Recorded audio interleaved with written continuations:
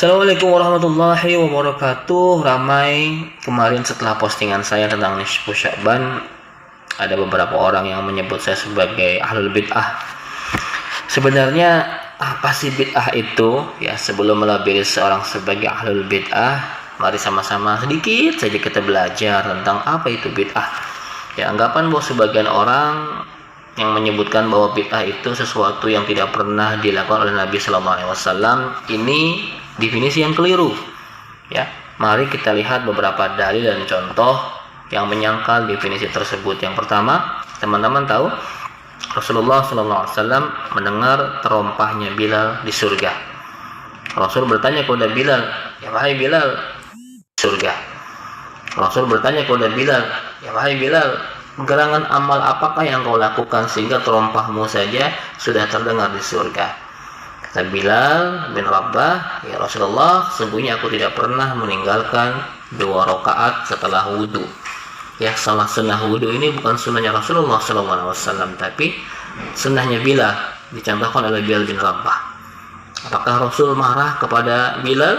Ya, hai Bilal, kenapa engkau melakukan sesuatu yang tidak pernah aku contohkan? Tidak. Rasul malah memuji apa yang Bilal lakukan.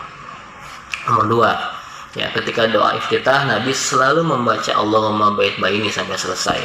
Lalu ada seorang sahabat yang membaca Allahu akbar kabira walhamdulillahi katsira sampai selesai. Ya, tidak pernah diajarkan oleh Nabi sallallahu alaihi wasallam. Ketika selesai salat Rasul bertanya, "Manil qail?" Siapa tadi yang baca Allah akbar kabira? Ya. Saya, kata seorang sahabat, ya, saya Rasulullah. Ya. Rasul bersabda, "Ajibtu laha futiyatlah abwabus sama."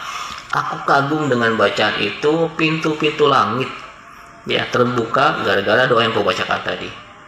Semenjak itu Abdullah bin Umar berkata, "Fama taraktuhunna sami'tu Rasulullah sallallahu alaihi wasallam yaqulu dzalik." Aku tidak pernah meninggalkan doa itu, ya, Allah buat kabir sampai selesai sejak aku mendengar Rasulullah sallallahu alaihi wasallam mengatakannya. Hadis riwayat Muslim. Ya, itu 2 contoh. Yang ketiga, Sami Allahu liman hamidah. Kalau sahabat ada yang membaca Rabbana walakal hamdu hamdan katsiran thayyiban mubarakan fih. Ya, itu doa yang tidak pernah Rasulullah sallallahu alaihi wasallam ajarkan. Nabi bertanya, "Manil qail?" Siapa yang ngomong begitu? Siapa yang baca doa itu? Saya Rasulullah. Ya, kata seorang sahabat. Apa sabda Nabi? Apa jawab Nabi? Ra'aitu bid'atan wa salasina malakan yabtadirunaha ayyuhum yaktubuha awal. Aku melihat 30 sekian malaikat segera mendatanginya. Mereka berlomba siapa di antara mereka yang menuliskan paling pertama. Hadis riwayat Bukhari Muslim. Ya, contoh ketiga. Contoh keempat, Abu Hurairah sebelum tidur malam, beliau selalu membuat 1000 simpul tali. Lalu beliau bertasbih sampai 1000 kali. Kenapa 1000? Ya, itu kata Abu Hurairah dan Rasulullah SAW tidak melarangnya. Ya, 1000.